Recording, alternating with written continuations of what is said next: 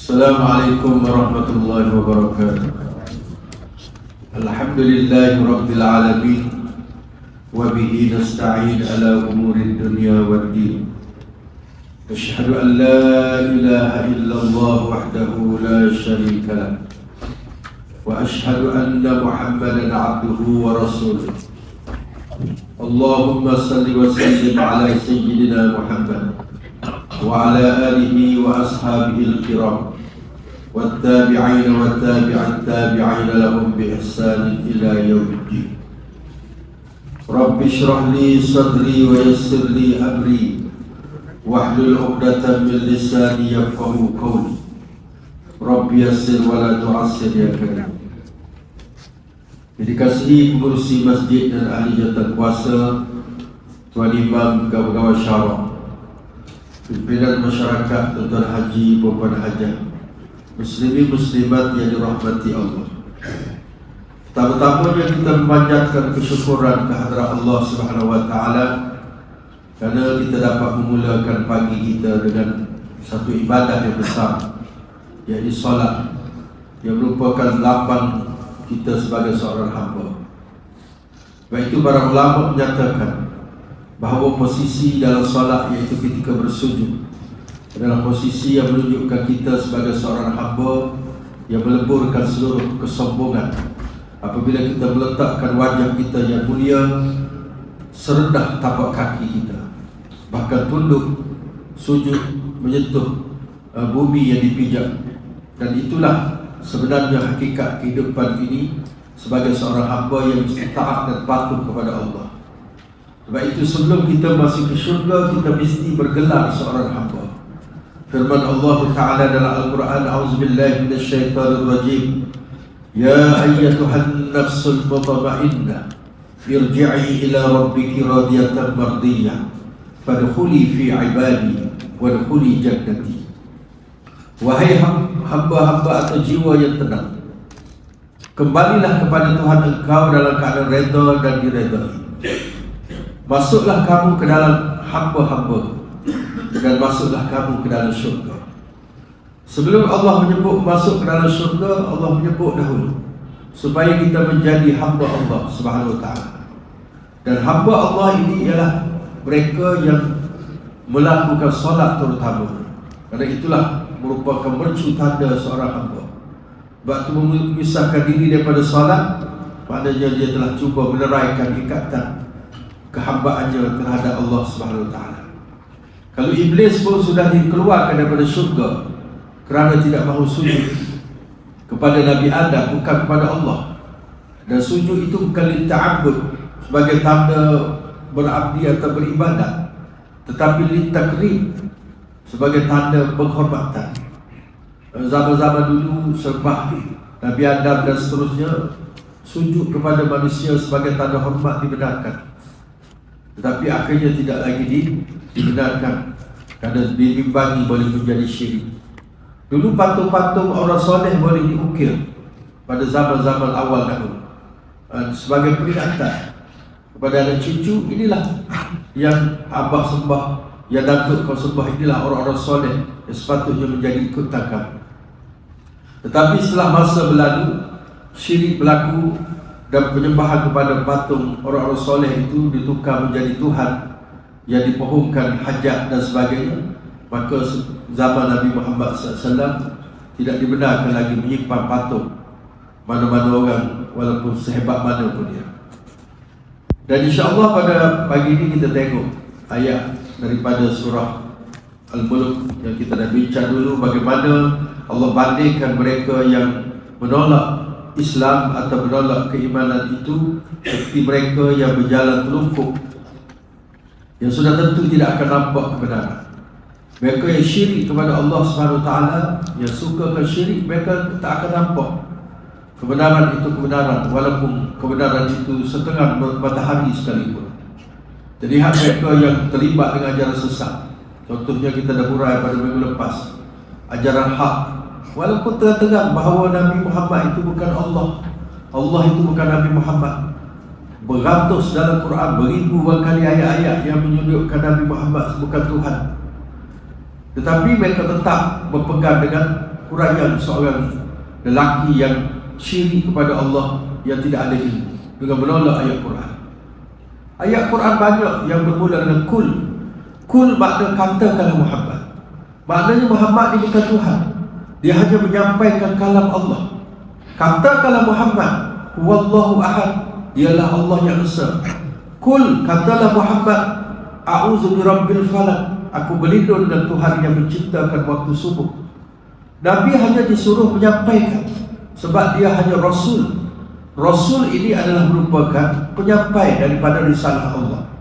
Kul innama ana basyarun mithlukum yuha ilaihi, katakanlah Muhammad, beritahu mereka, innama, hanya saja aku ini basyarun mithlukum, manusia seperti kamu. Manusia, bukan Tuhan.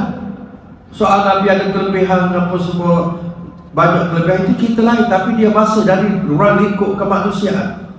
Cuma aku diberi wahyu oleh Allah SWT. Tetapi bila mereka menolak kebenaran, dia macam orang berjalan telungkup, dia tak nampak cahaya di hadapan. Dan itulah perumpamaan mereka yang menolak kebenaran. Sama juga orang yang terlibat dengan syirik, terlibat dengan tangkal apa semua. Ini saya sebut di rakaman, di Melaka pun ada seorang rakyat Singapura datang ke tempat kita jadi bomoh. Dan sebagai tanah, tapi Adam nama dia.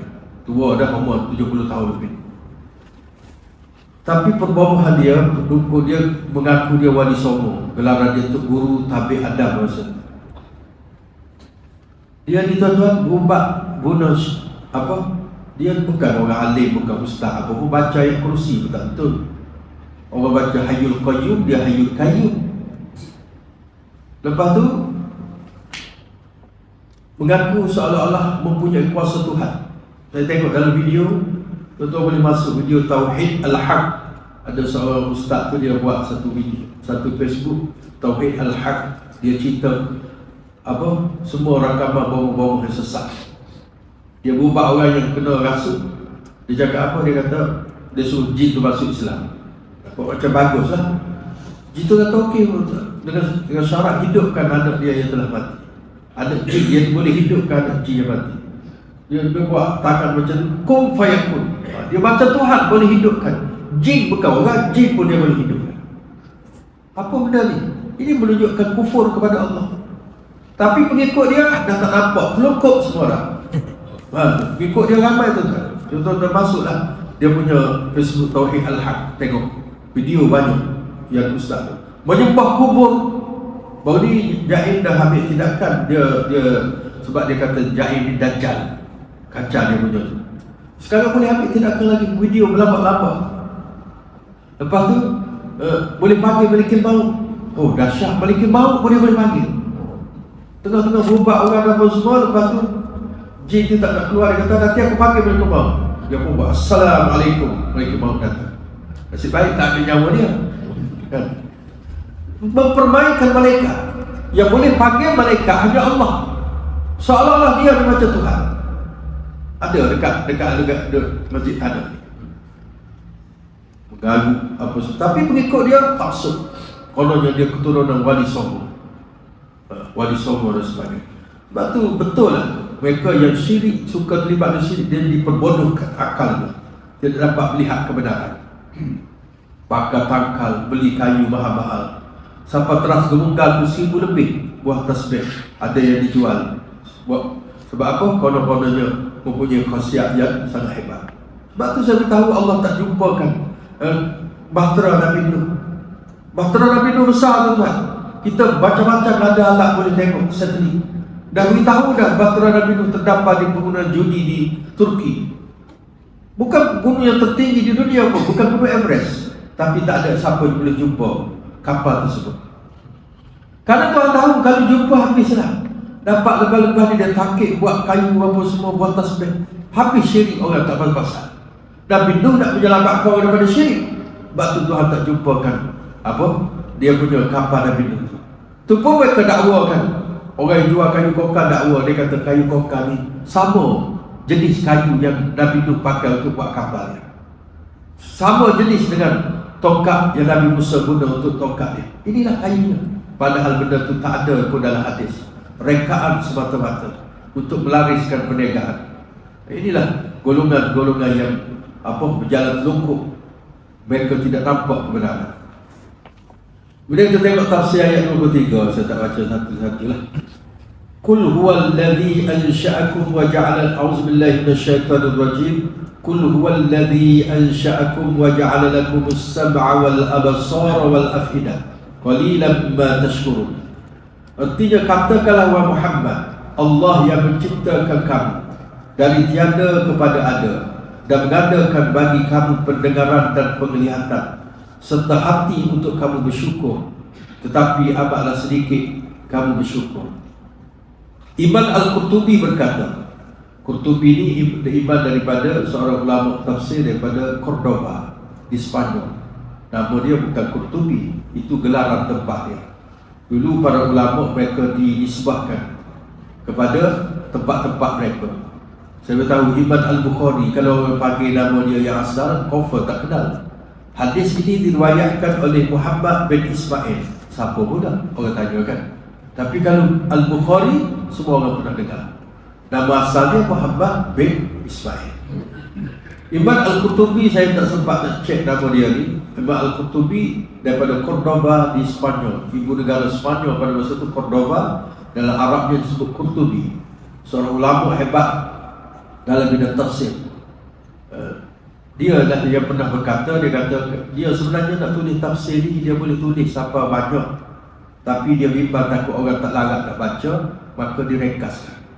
Macam Ibn Nawawi kata, dia kalau ikut-ikut ilmu dia boleh tulis syarah Sahih Muslim tu sampai 100 jilid. Tapi dia bimbang orang tak dapat nak baca dan tak ada masa untuk baca, maka direngkaskan jadi belasan jilid saja. Ilmu mereka sangat hebat, tetapi mereka tidak mahu memanjang-manjangkan kalam dalam pembicaraan, memberikan apa yang patut dan untuk umat. Para ulama ini, mereka ni kalau mereka nak hurai semua, tapi cukuplah sekadar itu pun boleh difahami ayat-ayat Allah, maka mereka pun buatlah sebagaimana yang kita tengok pada hari ini. Dia berkata, ayat ini Allah mengarahkan Nabi SAW menjelaskan keburukan perbuatan syirik yang dilakukan oleh kafir Quraisy. Walaupun dalam masa yang sama mereka mengiktiraf Allah Subhanahu Wa Taala yang mencipta mereka. Orang kafir ini percaya Allah cipta mereka. Wala in sa'altahum man khalaqas samawati wal ard la yaqulunna Allah. Kalau kamu tanya mereka, Muhammad, siapakah yang menciptakan langit dan bumi? La yaqulunna Allah, pasti mereka menjawab Allah. Mereka tak jawab Al-Lata, Al-Bana, Al-Uzza, Al-Hubal, nama-nama berhala mereka. Mereka akan jawab Allah. Mereka tahu yang buat langit dan bumi Allah. Tetapi mereka mengatakan patung-patung berhala itu sebagai perantaraan. Ma na'buduhum illa liyuqarribuna ila Allahi zulfa. Kami tidak menyembah mereka. Kami tak menyembah patung berhala ni. Kami menjadikan dia wasilah, perantaraan untuk mendekat kami dengan Allah. Wasilah. Sekarang pun ada orang gunakan wasilah, orang alim. Tawassul tu ada yang dibenarkan, tetapi elakkanlah daripada tawassul di kubur sebagai contoh. Pergi berdoa di kubur orang-orang soleh, kerana mereka sudah wafat. Tapi setengah-setengah ajaran mengatakan, saya tengok dalam kitab-kitab setengah sufi, mereka mengatakan para wali itu kerabat mereka lebih berpisah apabila mereka sudah menjadi arwah. Bila duduk di alam barzakh lagi power. Lalu pergi ke kubur. Kita direct dengan Allah Subhanahu Wa Taala lagi baik. Kalau suruh orang berdoa, okey.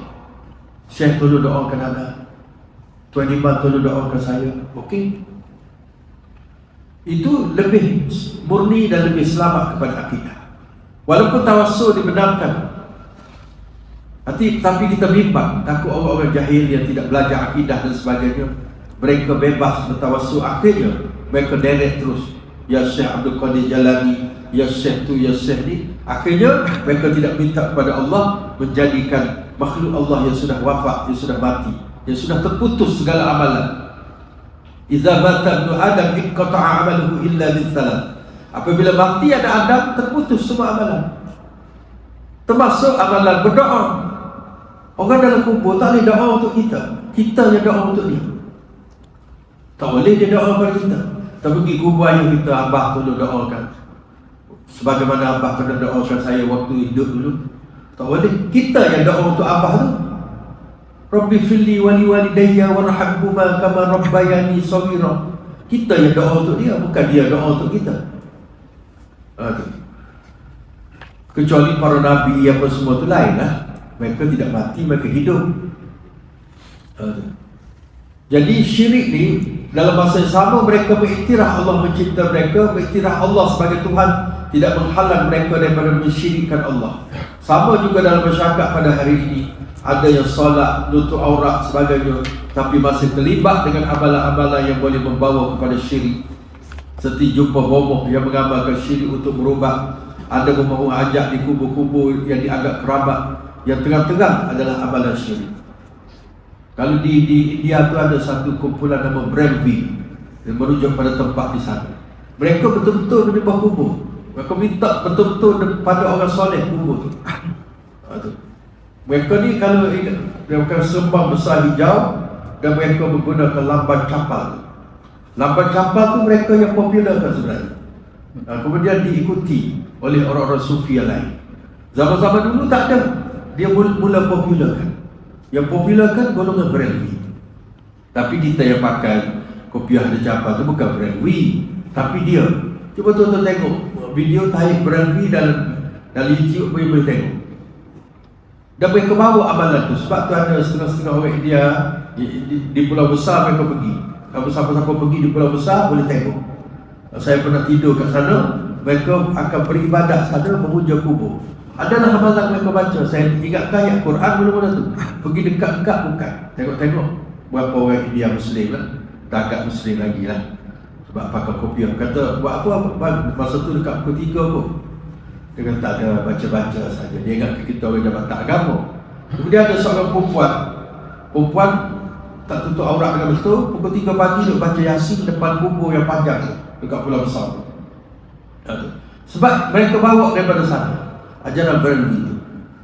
Saya dah cerita dulu, kita tengok Salman Khan pun ada antara orang yang mungkin dia pun terlibat dengan tu. Sebab ada satu filem India dulu, filem Hindustan, yang seorang budak bisu tu, dia hilang tak kereta api tu, dia nak pergi ke satu kubur. Sebab orang kampung dia tu dulu ada seorang bisu dah tua tu, juga sembuh setelah berdoa di kubur tersebut.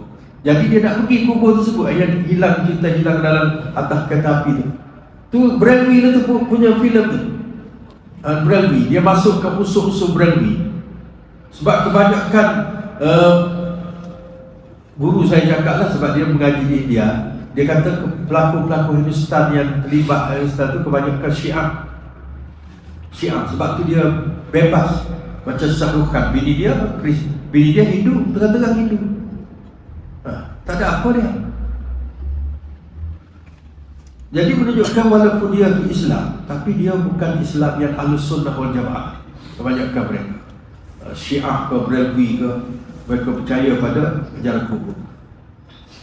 Macam Syiah yang masuk ke Malaysia, ada lebih kurang 200 keluarga yang daripada India. Tapi mereka bukan Syiah. Yang Iran tu, mereka tak hasut orang masuk ajaran mereka.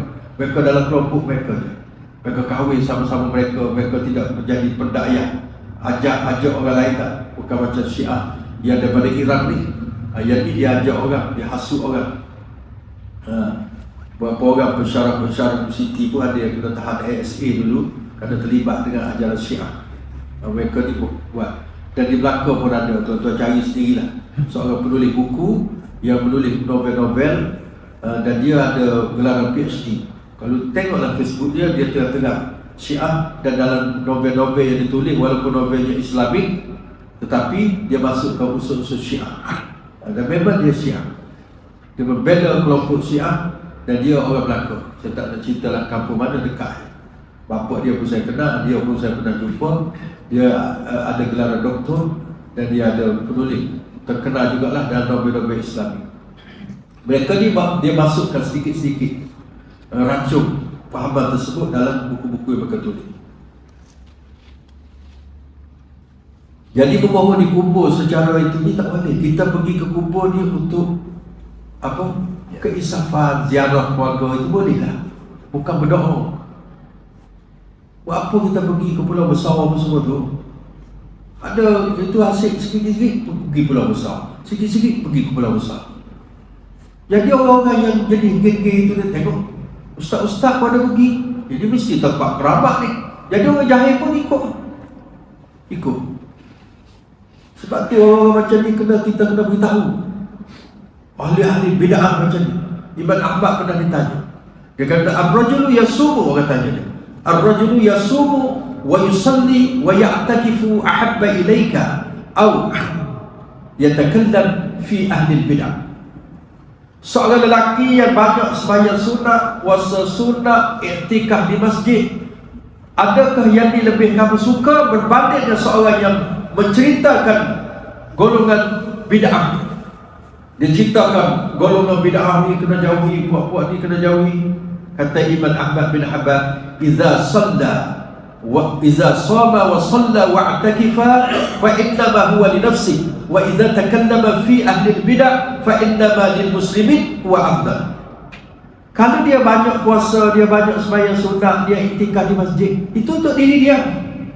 Tapi kalau dia menceritakan kebejatan, kesesatan para ahli bid'ah dan sebagainya, ini untuk bomoh, dukung apa semua, ini untuk keselamatan orang Islam dan ini lebih afdal. Itu kata Ibn Ahmad bin Hanbal. Sebab itu kena beritahu golongan ini supaya masyarakat tidak terpengaruh. Sikit-sikit kubur. Jadi seolah-olah ada sebuah negeri itu didakwa kubur Nabi. Atas dunia ni tuan-tuan, kubur Nabi yang betul-betul sahih, kubur Nabi Muhammad SAW. Kubur Nabi lain tidak boleh ditahu secara tepat. Sebab kalau di Mesir ada orang kata kubur Nabi ni, tempat lain pun ada declare juga kubur Nabi ni. Sebab mereka kalau kubur Nabi ada tempat mereka nak supaya orang datang. Kadang-kadang seorang Nabi 2-3 tempat kubur dia. Yang confirm kubur Nabi Muhammad SAW. Kenapa Allah tidak jadikan kubur Nabi Adam ada secara tempat, kubur Nabi-Nabi ini ada tempat? Cuma dakwaan saja. Takut menjadi macam ni lah. Takut jadi orang melampau-lampau dalam pergi ke kubur. Macam pesta, berkampung 2-3 malam kerana berada di kubur Nabi tersebut. Ini tidak ada dalam Islam macam ni. Tidak ada para salafus salih, para salafus salih dulu memuja-muja kubur. Bahkan para sahabat pun tidak duduk pun di Madinah, tinggal ke kubur Nabi pun kerana dakwah. Mana ada di Madinah para sahabat lebih kurang 1,000 saja, 10,000 saja di kuburan Baqi'. Itu pun yang meninggal waktu Nabi ada selepas Nabi 10,000. Sahabat dekat 200,000 tuan-tuan. Mana mereka? Kalau mereka ni minat sangat duk pergi kubur Nabi, mereka tak tinggal ke bumi Madinah, duduknya situ sampai meninggal dunia. Dan akhirnya apa jadi pada Islam? Islam tak akan tersebar. Mereka semua keluar menyampaikan dakwah kerana mereka tahu bahawa ciptakan Nabi bukannya duduk ciptakan batang tubuh semata-mata, tapi sebarkan ajarannya, ciptakan ajaran Rasulullah dan sebarkan sunnahnya sebanyak mungkin. Ziarah kubur, kalau setakat ziarah kubur saja, berdoa kepada orang dalam kubur, kemudian untuk keisafan, itu digalakkan sunat dalam Islam. Tapi bukan buat amalan-amalan seolah-olah macam pesta. Saya tidak ada tengok mana-mana kumpulan di dunia ini yang dipelopori oleh ulama-ulama Ahlussunnah wal Jamaah yang mereka ini melampau-lampau dalam pergi ke kubur dan sebagainya. Jadi orang Quraisy dahulu mengiktiraf bahawa Allah Subhanahu Wa Taala Tuhan yang menciptakan, dan mereka mensyirikkan Allah. Berhala mereka jadikan sebagai syirik. Allah menjadikan kita daripada tiada. Ansya'akum itu daripada tiada kepada ada. Dulunya kita tidak pernah disebut sebab kita tidak wujud lagi. Saya lahir 71. Sebelum 71 tak ada kita. Tuan-tuan yang lahir sebelum kita lahir kita tak disebut. Kemudian Allah pilih kita dalam banyak-banyak itu tu Allah pilih kita. Al-Sya'ari maksud menjadikan sahaja, ia juga ada maksud tambahan, menjadikan dan membangunkan makhluk itu. Allah bukan cipta saja, dia proses penciptaan kita daripada air bani, kemudian bertukar apa semua, proses yang panjang tu. Kita tak boleh jadi besar macam ni, berapa lama proses tu. Tengok anak-anak kita, cucu-cucu kita yang ada tu, daripada merangkak kemudian berdiri berjalan, Tuhan buat proses tu step by step. Semua ni Allah yang buat semua. Tak ada siapa yang buat. Secara personal Allah Ta'ala berinteraksi dengan manusia, ciptakan dia, tumbuhkan gigi dia sikit, kemudian letakkan macam-macam Allah buat. Tulang-tulang yang menjadi kukuh apa semua Allah buat semua. Al-Sya'a tu makna macam tu. Kemudian Allah menjadikan kita buat pendengaran. Disebut di sini pendengaran. Pendengaran ni tuan-tuan tengok buku 178 tu, seruan tauhid dakwah utama para rasul. Baik itu dalam Quran, dakwah utama para rasul, Nabi memberitahu kewujudan Tuhan, bukan beritahu kewujudan Tuhan semata-mata, tetapi ialah mentauhidkan Allah. Tuhan ni semua orang percaya pada Tuhan. Tak ada dunia ni yang manusia tak percaya pada Tuhan. Kalau ada pun kelompok yang minoriti, golongan etis. Sebab tu mana-mana tamadun perginya pasti ada rumah ibadat, walaupun tak ada istana raja. Ada tempat istana raja tak ada, tetapi rumah ibadat ada. Kerana kepercayaan kepada Tuhan ni wujud. Allah dah letakkan dalam dada manusia sebagai fitrah. Cuma bila mereka ni tidak ada panduan wahyu, mereka jadi sesat. Mereka mengambil Tuhan-Tuhan lain daripada Allah Subhanahu Wa Taala. Ataupun mereka syirik. Allah pun mereka percaya, kemudian mereka percaya yang lain-lain juga mempunyai kuasa ketuhanan. Macam orang Kristian bukan tak percaya pada Allah. Bahkan di Indonesia mereka gunakan nama Allah. Di negara kita mereka fight nak gunakan nama Allah untuk pakai di gereja-gereja. Sebab saya pun percaya pada Allah, dia kata. Cuma mereka syirik, percayakan Nabi Isa alaihissalam. Sebab tu bila Nabi Isa turun, antara program pertama yang Nabi Isa buat sebelum bunuh Dajjal, dia akan patahkan semua salib-salib. Untuk mengisytiharkan kepada dunia, dia tak ada kaitan langsung dengan ajaran Kristian yang menjadikan salib sebagai lambang dia. Dia patahkan salib. Tengok dalam hadis, patahkan salib. Sebab ni, puak-puak ni yang kata dia Tuhan, sedangkan dia manusia. Kemudian dia membunuh babi-babi. Orang Kristian makan babi, tak ada kaitan. Dia bunuh babi. Pada masa tu babi-babi tak akan selamat lah. Sekarang masih selamat lagi. Akan bunuh. Barulah Nabi Isa pergi membunuh Dajjal Al-Masih. Isa Al-Masih akan membunuh Dajjal Al-Masih. Dajjal sekarang dah ada dah. Cuma dia gunakan proksi dia untuk berkhidmat. Dia tak akan muncul selagi manusia belum bersedia untuk menerima dia sebagai Tuhan. Dia bawa proksi dia, ajaran sesat dia seluruh dunia. Kalau dengan kita baru ni hak tu, ajaran sesat. Nabi itu Allah, Allah itu Muhammad. Biar sesat dulu. Dia test market dulu. Aku belum keluar lagi, kau dah sesat dah. Yang sesat bukan sebarang orang, budak-budak pandai-pandai yang belajar-belajar apa semua ni. Kau dah sesat dah. Belum aku keluar lagi ni. Dan dia tengok dulu. Agak dia punya suasana tu dah memihak pada dia, dia pun muncul. Dia akan keluar. Dia akan raung seluruh dunia dalam masa 40 hari. Sebab dia ada kenderaan yang canggih. Mungkin pergi terbang atau UFO yang kita tengok tu mungkin. Kemungkinan itulah kenderaan Dajjal. Sebab dia UFO ni sudah dilihat oleh lebih 1 juta orang. Di semua tempat kecuali Mekah dan Madinah. Kerana tempat tu dia tak boleh masuk. Di langit lain, Johor, Malaysia, mana semua, ada semua dah. Pernah tengok berlaku UFO ni. Dan tidak mustahil itu tentera-tentera Dajjal. Dia duduk sepil di tempat. Dan dia bangunkan teknologi. Macam Waze apa semua kan teknologi kan, boleh tahu. Taib aja di mana tempat tak pergi sampai. Ya, itu kebaikan untuk kita. Tapi mungkin Dajjal pun guna teknologi itu. Bahkan mungkin 10 tahun akan datang, dia teknologi itu lagi canggih. Sekarang yang kita Waze apa semua tu, masih lagi dia bawa sesat-sesat juga kadang. Saya pernah pergi ceramah, tekan kan kita tak pernah sampai. Dia masuk kebun kelapa sawit, lepas tu jalan mati. Kata celaka betul. Kata ingat ke, boleh ikut. Memang idola ni mubin dah. Kesesatan yang jatuh terus. Masuk dalam kebun kelapa sawit dekat Johor ni, dia bawa masuk. Saya ikut je, kita husnuzon kan, kesangka baik. Sebab selama ni okey je dia. Kanan kiri sekali jalan mati. Patah balik jauh juga muncullah ceramah tu lepas isyak. Kalau tidak sampan habis ya. Tunggu-tunggu jadi lepas malam, orang balik semua dah. Jadi nak ceritanya 10 tahun akan datang lagi canggih. Dia boleh tunggu, sebab tu dia boleh pergi semua. Tapi kalau dia datang jangan pergi, ikat wanita-wanita, takut mereka terpengaruh. Tengok ajaran hak, siapa yang paling ramai? Wanita-wanita, budak-budak perempuan. Sebab dia mudah terpengaruh dengan cara orang bercakap. Jadi jangan pergi. Kalau saya nak beritahu dulu, Qul a'udzu birabbil nas tu, Qul a'udzu birabbil nas, Tuhan tutup Quran dengan Qul a'udzu birabbil nas. Qul a'udzu birabbil nas, malikin nas, ilahin nas. Tuhan sebut 3 nama dia. Tapi kejahatan yang nak diminta perlindungan satu saja. Qul a'udzu billahi malikin min syarril waswasil khannas. Daripada kejahatan waswas al-khannas. Al-khannas di mana keluar masuk, datang dan pergi. Allazi yuwaswisu fi sudurin nas, ketika dia membisikkan waswas dalam dada manusia. Minal jinnati, daripada kalangan jin, yakni iblis, setan, wan nas, dan manusia.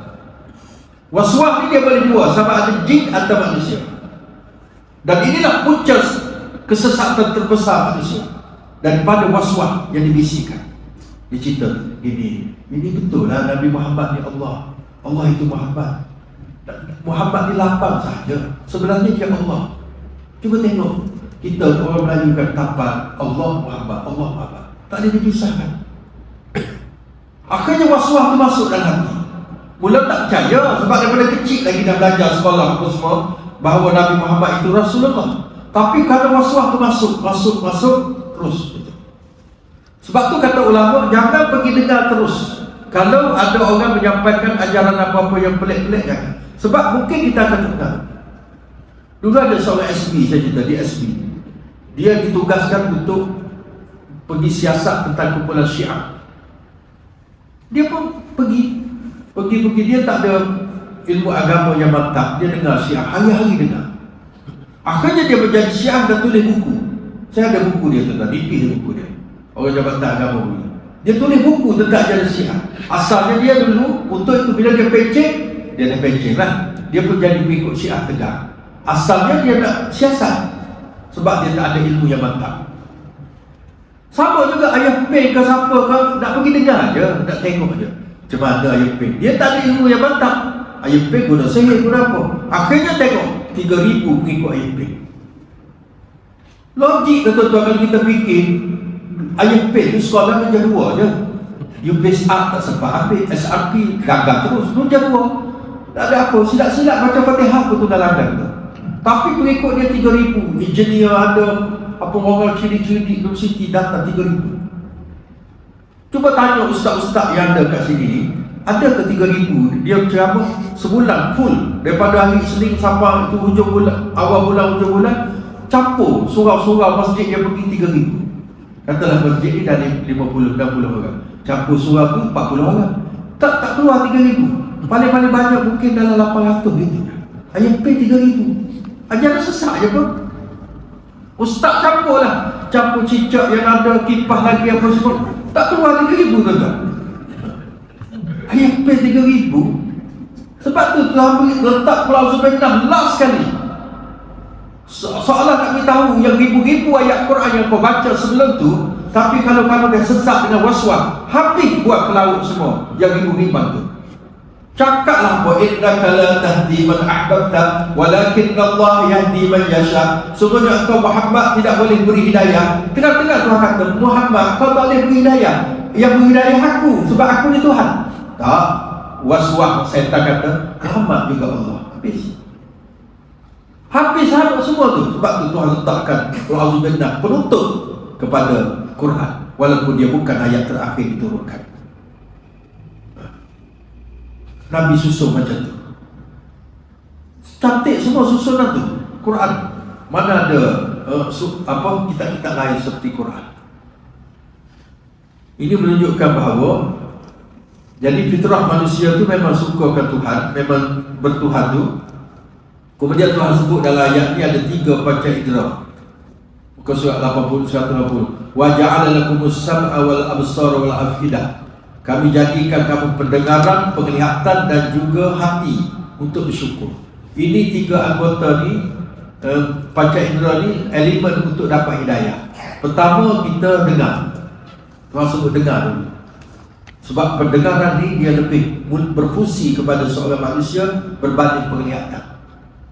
Anak-anak kita baru lahir baby, dia tak nampak tuan. Kita pergi dekat dia, dia bukan tengok nampak muka tu dia apa semua. Kalau nampak, insya-Allah dia menangis tu. Kan?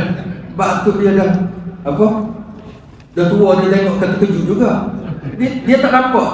Tapi telinga dengar, daripada kandungan dah dengar. Kandungan dia dalam perut dah dengar. Sebab tu kita boleh baca Al-Quran pada orang mengandung, dia beribu boleh baca. Sebab bayi sudah dengar. Tapi penglihatan, kalau tak silap saya 2 minggu baru dia nampak. Itu pun sikit-sikit. Lepas tu baru itu sikit. Sebab tu Tuhan sebut pendengaran dahulu. Lepas tu baru penglihatan. Lepas tu baru hati. Hati ni kediam lah. Dia nak fikir, nak apa, dan semua lambat lagi.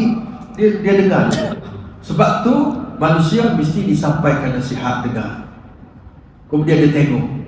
Kadang budak dia tengok lebih berkesan. Bapak dia jadi tak cakap banyak tapi tunjuk contoh.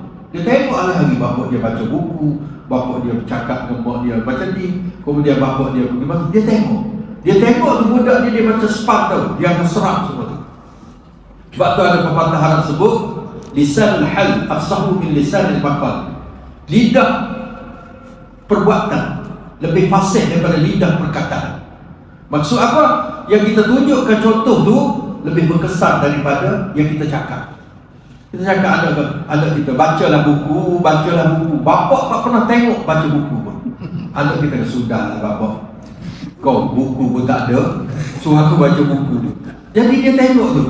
Macam Nabi dulu, Nabi SAW ketika nak pergi buat haji, lagi buat kan, nak masuk Mekah, lepas tu tak boleh. Sedangkan Nabi berihram dah.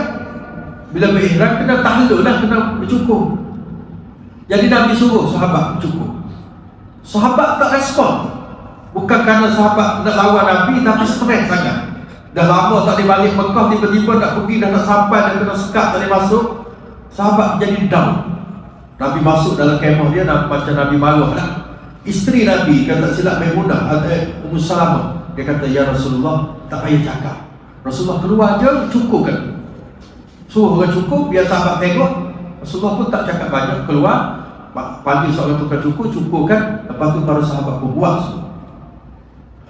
Perbuatan tu lebih mendatangkan contoh. Sebab tu Allah sebut dalam ayat ni, antara yang boleh memberikan itu ialah pendengaran kita. Sebab tu kena datang dengar kuliah, datang dengar tazkirah, kerana dia boleh memberikan hidayah. Ada orang dia sekali dengar saja boleh menyelamatkan dia sepanjang hayat.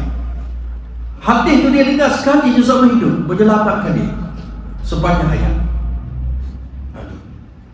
Dan kita tengok ni termasuklah baca buku apa semua, tengok kebesaran Allah, tengok alam, tengok apa semua ni menunjukkan. Kemudian hati tu, itu panca indera yang menjadi medium untuk hidayah. Dr. Quraish Shihab ni ulama tafsir di Indonesia lah. Walaupun buku tafsir tu ada kontroversi juga, tapi saya ambil lah yang boleh beri bermanfaat. Di antara buku tafsir yang terbesar di Indonesia sekarang, lebih banyak jilid daripada Buya Hamka. Tetapi dari segi keabsahan, kritikan, Buya Hamka lagi selamat. Dr. Profesor Quraish Shihab ni, dia ada pendapat-pendapat dia dikritik, dan dalam tafsir dia tu dia ambil juga pendapat-pendapat ulama Syiah. Pendapat-pendapat ulama Syiah banyak juga diambil. Sebab ada tesis yang dibuat oleh seorang pelajar Indonesia, Dr. apa saya tak ingat, di UKM, tentang unsur-unsur negatif yang terdapat dalam tafsir Al-Misbah, iaitu Dr. Quraish Shihab. Tapi kita ambil yang kita dah tahu dia macam tu, kita ambil yang mana kita boleh ambil lah. Macam tafsir Al-Kashaf ditulis oleh seorang ulama yang berfahaman Mu'tazilah, Jarullah nama. Dia ni Mu'tazilah, tapi ulama ambil tafsir dia, khususnya dalam bab-bab perbahasan dari sudut bahasa, kerana dia pakar bahasa. Tapi dalam bab akidah, tolak. Quraish Shihab ni antara pendapatnya yang terkenal yang dikritik, dia kata tuduh-tuduh ni tidak wajib, tak perlu pakai tuduh. Isteri dia pun tak tuduh sangat. Dia kata berpakaian sopan cukup. Ini dikritik di Indonesia lah, ramai kritik dia. Tapi dia alim lah. Dia ada BA, Master, PhD di Universiti Al-Azhar dalam bidang tafsir. Tafsir dia ni dikritik dalam bab-bab tertentu, banyak dia ambil nukilan daripada ulama Syiah, dan dia dilihat agak mesra dengan golongan Syiah. Biasalah bila menulis banyak-banyak pasti ada di sana sini kritikan. Macam sekarang orang kritik tafsir Fizilalil Quran, tafsir Sayyid Qutb yang dianggap mencetuskan idea terorisme. Tapi sebenarnya tafsir Sayyid Qutb tidak. Dia ditulis pada zaman ketika era orang sekular berkuasa dan melakukan kezaliman kepada ikhwan muslimin. Tafsirnya berbentuk haraki, perjuangan. Sebab dibaca dengan nada berada dalam keadaan aman damai, mungkin dia akan lihat macam ekstrim. Tetapi sebenarnya dia nak mengungkapkan mood perjuangan pada masa tersebut. Dan Dr. Salah Al-Khalidi telah buat tesis PhD mengkaji tentang tafsir Sayyid Qutb, dan dia dapat tuntas dalam tesisnya. Dan ketika dia membentangkan tesisnya kepada pensyarah-pensyarah yang observe dia punya tu, mereka baru memberi penghormatan kepada pembentangan Dr. Salah Al-Khalidi, ulama tafsir antara paling alim di dunia, yang baru meninggal kalau tak silap 2 tahun lepas, Dr. Salah Al-Khalidi. Tapi yang baru-baru ni, terutamanya yang baru datang ke Malaysia ni, Dr. Usama mengkritik kaum-kaum Sayyid Qutb. Dr. Usama ada murid kepada Syekh Ali Jumaah. Sedangkan saya baca tulisan tesis, ada 3 jilid rumah saya pun ada tesis yang dibuat oleh Dr. Salah Al-Khalidi. Dia membela Sayyid Qutb. Dia ada kelasnya tersendiri dalam tafsir. Tafsir ni ada pendekatan masing-masing. Dia ada kelas yang tersendiri. Orang-orang yang tidak terlibat dengan harakat perjuangan Islam, yang benci gerakan Islam, dia gunakan tafsir Sayyid Qutb untuk mengkritik tanpa ada maklum balas dan kebaikan langsung seolah-olah. Sedangkan ulama Azhar pun menerima Sayyid Qutb. Banyak ulama-ulama Azhar yang menulis tafsir, seperti Syekh Tantawi yang meninggal dunia baru ini, bekas Syekh Al-Azhar. Dia ada tulis tafsir Al-Wasit. Dia pun ambil nukilan daripada Sayyid Qutb. Dan mereka yang dulu-dulu di Azhar pun tidak menyerang Sayyid Qutb dan mengatakan dia tersasar daripada tafsirnya itu. Sebab tu kalau kena berhati-hati, kalau ada ulama kritik ulama tertentu, kita kena tengok maklum balas daripada ulama-ulama lain. Kerana mungkin yang dikritik itu ada sebab-sebab tertentu. Jadi dia kata ayat ini menyebut 2 panca indera, penglihatan dan pendengaran. Boleh jadi kerana keadaannya adalah yang terpenting. Mungkin juga 2 yang disebut itu mewakili seluruh panca indera. Yang kebiasaan orang Arab bila menyebut sebahagian tapi dimaksudkan adalah keseluruhan. Penyebutan fuad secara khusus sebagai kemampuan berfikir merupakan kemampuan manusia yang tidak dimiliki oleh makhluk yang lain. Tuhan sebut panca indera mata dan telinga sahaja. Ada pun yang lain-lain kita dengar panca indera tidak disebut. Itu untuk mewakili, sebab yang ni yang paling nampak pada seorang manusia. Dan fuad, jiwa ni, hati ni adalah merupakan hanya khusus untuk manusia. Kemahiran berfikir pun semua tak ada pada binatang, tak ada pada makhluk lain. Mereka ni ada sikit-sikit aja naluri dia bagi. Dia tidak ada kemampuan untuk berfikir secara itu. Sebab tu kalau kita ajar binatang pun dia boleh yang sesuai dengan naluri dia lah, untuk cari makan apa semua. Mereka tak akan melonjak jadi pandai lah. Kalau kita masukkan anak monyet ke apa semua kat sekolah kan, daripada jam 1 sampai jam 6 so habis UPSA, confirm gagal lah. Kan SPM lagi tak ada harapan. Sebab mereka tak boleh. Setakat nak ajar dia melompat sana sini apa semua boleh lah. Ajar rimau, buat persembahan sarkas, itu untuk naluri sesuai dengan diri dia boleh. Tapi dia tak akan dapat. Macam burung kakak tua kan, kita ajar dia bercakap, dia ikut je. Dia ikut je bercakap, dia tak tahu apa pun. Kita ajar selamat pagi, kita datang tengah hari pun dia selamat pagi juga. Dia bukan tahu apa selamat pagi. Dia ikut yang apa yang ucapkan. Itu kelebihan burung kakak tua lah.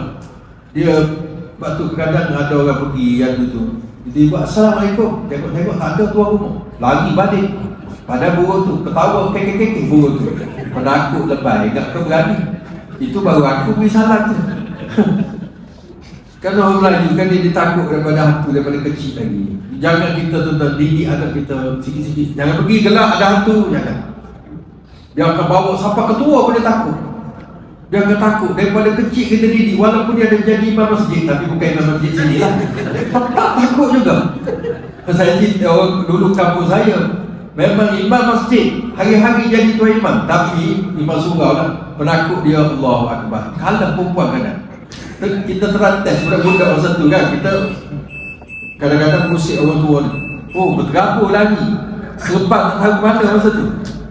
Nak menunjukkan sebab apa, daripada kecil kadang-kadang kita hantu ni, hantu. Patut Tuhan bukan hantu, terbalik kan, Tuhan bukan hantu. Ni takut ke hantu. Jadi Dr. Quraish Shihab memasukkan hati dan fuad sebagai panca indera. Walaupun kita tak nampak, hati sebenarnya panca indera. Hati ni dia raja kepada segala.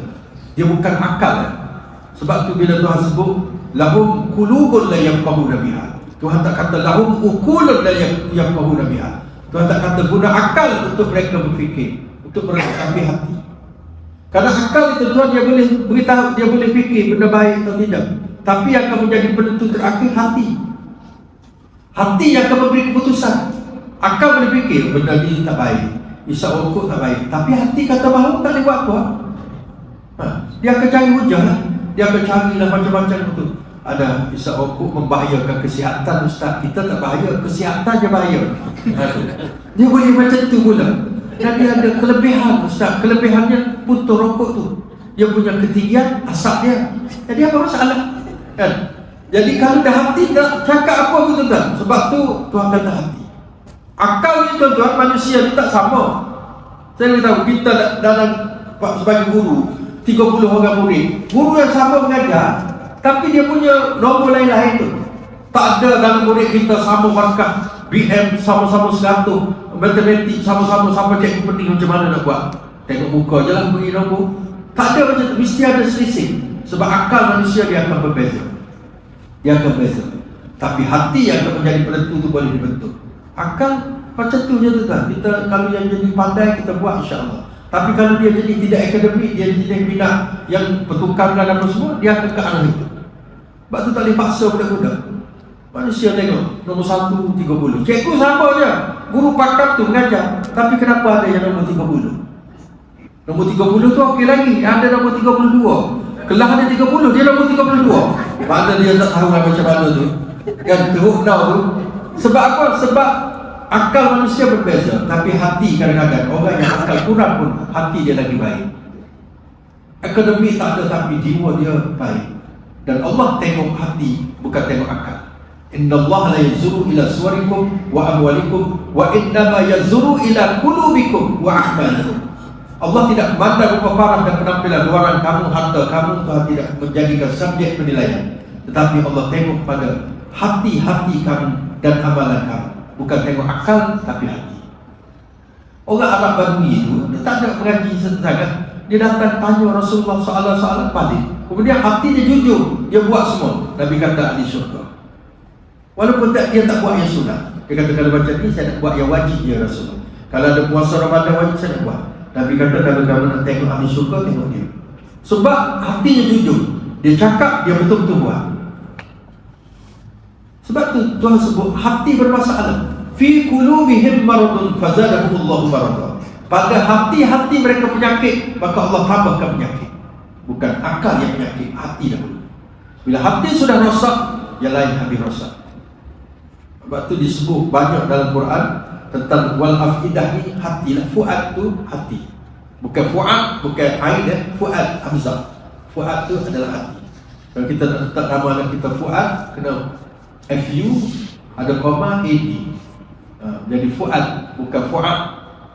Fuad tak ada makna dalam Arab. Fuad makna hati ataupun naluri itu yang diciptakan oleh Allah Subhanahu Taala. Itu sikit lagi. Berkata Ibn An-Nasafi, sebab dikhususkan menyebut pendengaran, penglihatan dan hati kerana dia adalah alat untuk mendapatkan ilmu. Inilah yang paling banyak kita dapat ilmu. Pendengaran, penglihatan. Kalau mata buta pun pendengaran okey, dapat ilmu. Berapa banyak ulama-ulama yang buta mata. Syekh Kis nama dia, gelaran dia, nama penuh dia tak ingat. Dia ni seorang yang buta, memang buta daripada budak-budak lagi dah. Dia kena sakit tapi dia menjadi pelajar antara terbaik Universiti Al-Azhar. Dan dia menjadi khatib di masjid dia. Orang datang nak dengar khutbah dia, lepas subuh orang dah datang. Takut tak ada tempat nak dengar khutbah dia. Lepas subuh dah penuh dah. Orang datang iktikaf di masjid dia nak dengar khutbah dia. Mata buta, confirm tak ada teks. Khutbah tak ada teks sebab mata buta. Tapi khutbah dia dengan ayat Quran dan hadis, hafalan dia kuat. Ini dah meninggal dah, ulama Mesir. Sampai sebelum subuh, lepas subuh dia datang. Kita ada masjid orang nak pergi sembahyang Jumaat lepas subuh pergi dah. Tak ada kan? Kadang lambat-lambat orang dah naik mimbar dia baru datang. Dia bukan kerja dah pencet dah, tapi bukan orang sini lah. Dah pencet dah, 5 tahun dah pencet. Tapi dia ambil masih lagi meneruskan rutin yang datang lambat waktu kerja dulu dia bawa lagi. Orang dah azan dia cari buta baju lah. Macam mana nak itu? Lepas tu datang kalau dengar tu okey lah. Datang tu tidur pula tu. Oh, kurang ajar betul. Kan? Imam beri salam dia jawab tu lelap. Waktu saya beritahu kalau kita datang lewat kadang datang tengok banyak yang tak ada kepala, syahid. Tuduh macam tu kan? Ada syahid semua ni. Jangan main-main tu khutbah tu, dia 2 rakaat untuk solat solat zuhur sekarang jadi potong jadi 2 khutbah itu 2 rakaat. Ibaratlah siapa yang tidur dalam khutbah macam tidur tengah sembahyang. Sebab tu tak boleh cakap khutbah, tak boleh cakap orang diam pun. Dalam sembahyang mana boleh cakap? Fokus. Zikir pun tak boleh. Kita dalam sembahyang mana boleh kita selawat, kena fokus yang kita baca tu lah. Fatihah ke apa. Mana boleh suka-suka hati ketika kita rukuk nak Allahumma salli ala Muhammad. Kena baca subhanallahil azim. Baca juga kita dengar khutbah. Kena itu bukan pegang kuota spek zikir. Kita tengok ada yang zikir. Ini tak betul. Ada yang zikir, ada yang baca surah Kahfi. Buka handphone dia baca surah Kahfi. Orang baca dengar khutbah surah Kahfi dia tak ada pahala. Sebab apa? Pada masa tu dengar khutbah. Sama kalau kita tengah sembahyang, tengah rukuk kita baca ayat Al-Quran. Apa salahnya ustaz, itu ayat Quran. Memang salah lah, bukan tempat tu nak baca. Bukan waktu tu. Nabi dah beri dah waktu-waktu. Baca dengan khutbah, fokus. Fokus dengan khutbah, akhirnya sampai tertidur punya fokus. Ada orang dia dengar imam cakap, khotib beritahu apa, bila kata barang siapa yang berkata-kata maka sia-sialah pahala jemaah. Memang dia tak berkata-kata. Tapi dia tidur. Kau tak percaya, rumah sekali-sekala pergi tanyalah suami, abang khutbah hari ni dia cerita pasal apa? Adalah, dia kata, dia jawab. Dia tidur lah tu. Okey lah bang, tajuk je. Tajuk apa? Kau jangan main-main, khutbah hari ni tak ada tajuk. Dia direct to point terus. Itu kau pun tidur tu. Jadi insyaAllah moga-moga kita dapat manfaat bersama. Yang baik datang daripada Allah SWT. Bacalah Quran. Quran ni kalau boleh renung dan kita tadabbur. Katalah minggu ni kita ambil Qul A'udzu Falaq, Qul A'udzu Bin Nas. Kita mula betul-betul seminggu tu. Kenapa Qul A'udzu Falaq? Tuhan sebut nama dia satu, tapi yang nak dilindungi sampai 4. Qul A'udzu Bin Falaq satu je, tapi min syarri ma khalaq, wa min syarri ghasiqin idza waqab, wa min syarri naffatsati fil 'uqad, wa min syarri hasidin idza hasad. 4 yang nak mohon perlindungan, tapi nama dia satu. Tapi Qul A'udzu Bin Nas, Qul A'udzu Bin Nas sampai 3 nama yang nak dimohon perlindungan satu saja. Kita jadikan tajuk minggu ni, kita pun tengok renung apa semua kan. InsyaAllah orang yang baca Quran bukan niat nak khatam, bukan niat nak apa-apa, kecuali niat nak faham, dia akan dapat hidayah. Kalau saja-saja niat nak khatam, nak betul tajwid, dia akan dapat pahala. Tapi dia punya hidayah belum tentu. Mungkin dapat, mungkin tidak. Tapi kalau niat nak faham, Allah akan beri faham. Sebab ini kalam Allah. Takkanlah Allah tengok Allah baik nak faham kata-kata aku akan beri faham. Banyak sikit terpulang kepada rezeki yang Allah nak beri pada kita. Jadi tertangguh dengan kafaratul majlis. Subhanakallahumma wa bihamdika, asyhadu an la ilaha illa anta, astaghfiruka wa atubu ilaik. Bismillahirrahmanirrahim. Wal 'ashr, al insana lafi khusr, الذين آمنوا وعملوا الصالحات تواصوا بالحق تواصوا بالصبر.